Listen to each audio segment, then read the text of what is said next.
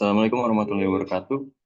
Kami dari kelompok 7 akan menjelaskan tentang penyelidikan terhadap eksploitasi malware. Dan berikut merupakan anggota dari kelompok 7, yaitu ada Jimmy Muhammad Alvino, saya sendiri, dan Nikma Aidika. Dan berikut merupakan latar belakang adalah praktikum penyelidikan terhadap eksploitasi malware memiliki latar belakang pada wawancara kerja di sebuah perusahaan menengah untuk posisi analis keamanan cyber tingkat 1, yang dimana peserta diminta untuk menunjukkan kemampuan menentukan rincian serangan di mana komputer dikompromikan dengan menggunakan SQL, Kibana, dan WhatsApp di Security Onion. Dan berikut merupakan bagian pertamanya, yaitu menggunakan Kibana untuk belajar tentang eksploitasi malware.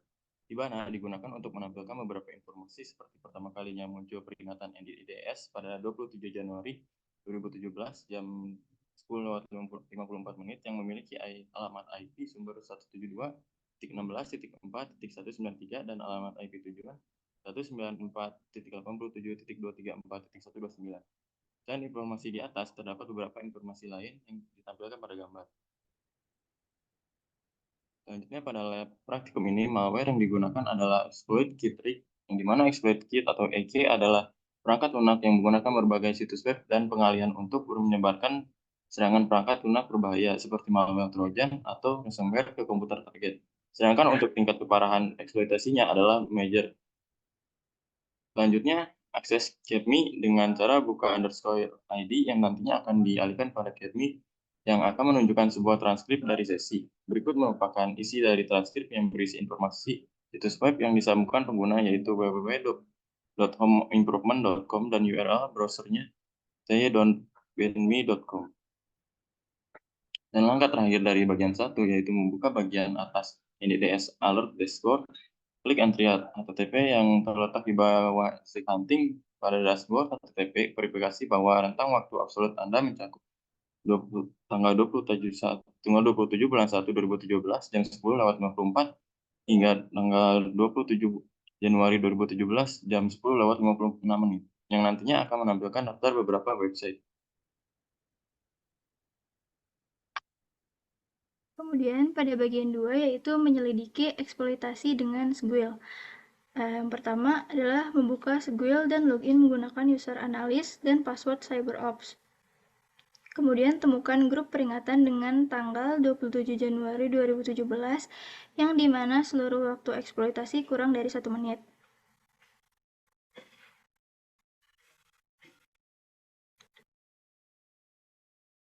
Next.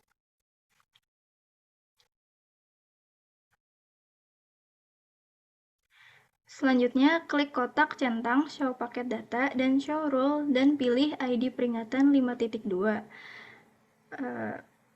Family malware yang memicu peringatan tersebut adalah malware family pseudo dark glitch. Rig EK exploit yang merupakan exploit kit yang terlibat dalam serangan ini.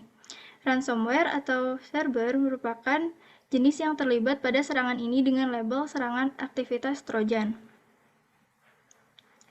Kemudian klik kanan dan buka transkrip dari ID peringatan 5.24 yang merupakan alamat IP sumber dari 139.59.160.143 dan pesan peristiwa ET bla bla bla evil redirect loading to EK 15 Maret 2017 dan juga ID peringatan 5.25 pesan peristiwa ET bla bla bla rig EK URI struk Maret 13 2017 M2.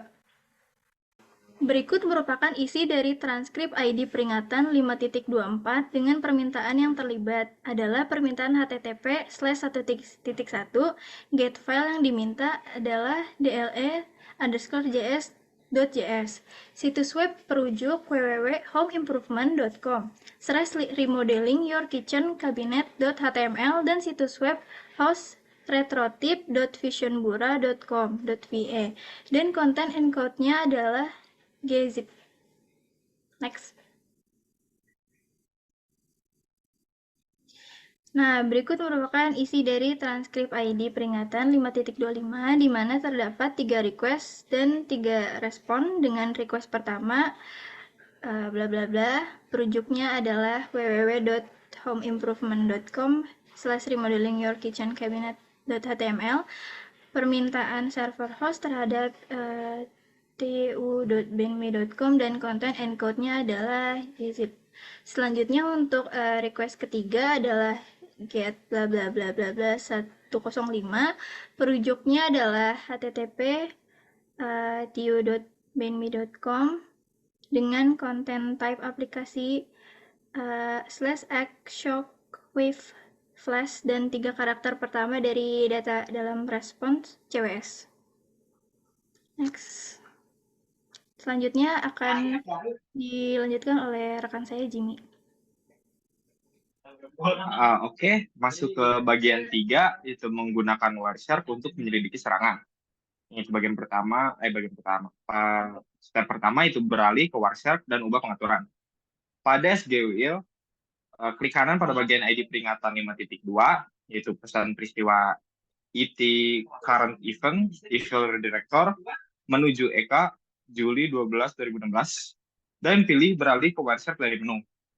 Tiket yang terkait dengan peringatan ini akan terbuka di Wireshark. Pengaturan default menggunakan waktu relatif per paket yang tidak terlalu membantu untuk mengisolasi waktu persis sebuah peristiwa terjadi. Untuk mengatasi hal ini, pilih tampilan, format tampilan waktu, tanggal, dan waktu hari, dan ulangi sekali lagi. Tampilan, format tampilan waktu, hingga detik. Sekarang, kolom waktu Wireshark Anda memiliki tanggal dan penanda waktu. Sesuaikan ukuran kolom untuk membuat tampilan lebih jelas jika diperlukan. Dapat terlihat seperti di bawah tersebut. Next. Lalu ada selidiki lalu lintas HTTP. Di Wireshark, gunakan filter tampilan http.request untuk menyaring hanya permintaan web. Pilih paket pertama, di mana di area detail paket, perluas data lapisan aplikasi, protokol transfer hypertext. Dan di bawah ada gambar contohnya. Next. Lalu cara untuk melihat objek HTTP. Di Wireshark, silakan pilih File, Export Object, lalu HTTP. Di jendela daftar ekspor objek HTTP, pilih paket remodeling your kitchen cabinets.html dan simpan di folder rumah Anda. Tutup Wireshark. Lalu di SGUIL, klik kanan pada ID peringatan 5.24, yaitu alamat IP sumber 139.59.160.143, dan pesan peristiwa IT current event, evil redirector, menuju EK 15 Maret 2011, dan pilih Wireshark untuk beralih ke Wireshark. Di bawah ada contoh gambarnya. Next. Lalu di Wireshark, pergi ke file, ekspor objek, HTTP, dan simpan file JavaScript di folder rumah Anda, lalu ditutup Wireshark-nya, lalu di SGUIL, klik kanan pada ID peringatan 5.25, pesan peristiwa IT current event, RIG, URI, struct 13 Maret 2017 kedua, dan pilih Wireshark untuk beralih ke Wireshark. Terapkan filter tampilan http.request, lalu perhatikan bahwa peringatan ini sesuai dengan 3 permintaan, yaitu get, post, dan get yang telah kita lihat sebelumnya. Dengan paket pertama yang dipilih di area detail paket, perluas data lapisan aplikasi protokol transfer hypertext, lalu klik kanan informasi host, dan pilih terapkan sebagai kolom untuk menambahkan informasi host ke kolom daftar paket seperti yang ditunjukkan dalam gambar. Untuk memberi ruang bagi kolom host, klik kanan header kolom panjang, dan hilangkan centang. Ini akan menghapus kolom panjang dari tampilan, di mana sekarang nama server jelas terlihat di kolom host dari daftar paket. Next. Lalu selanjutnya, membuat hash untuk file malware yang diekspor. Di Wireshark, pergi ke file, ekspor objek, lalu ke HTTP, dan simpan 2 file teks atau HTML dan file application /x shockwave flash ke direktori rumah Anda. Lalu sekarang, setelah Anda menyimpan 3 file tersebut ke folder rumah Anda, Uji apakah salah satu file cocok dengan nilai hash yang diketahui untuk malware di virustotal.com. Gunakan perintah ls min min l untuk melihat file yang disimpan di direktori rumah Anda. File flash memiliki kata si monkey di dekat awal nama file yang panjang. Nama file dimulai dengan nama tersebut. Lalu gunakan perintah ls min l dengan grep untuk menyaring nama file dengan pola si monkey. Opsi min i mengabaikan perbedaan huruf besar dan kecil. Dapat dilihat seperti gambar di bawah. Oke, lalu hasilkan hash SH1 untuk file flash si monkey dengan perintah CSHA OneSum diikuti oleh nama file. Ketikkan 4 huruf pertama, yaitu %3FB dari nama file, dan kemudian tekan tombol tab untuk mengisi otomatis sisa nama file. Tekan enter, dan SH1 sum akan menghitung nilai hash dengan panjang tetap 40 digit. Sorot nilai hash, klik kanan, dan salin. SH1 sum disorot dalam contoh di bawah ini. Next.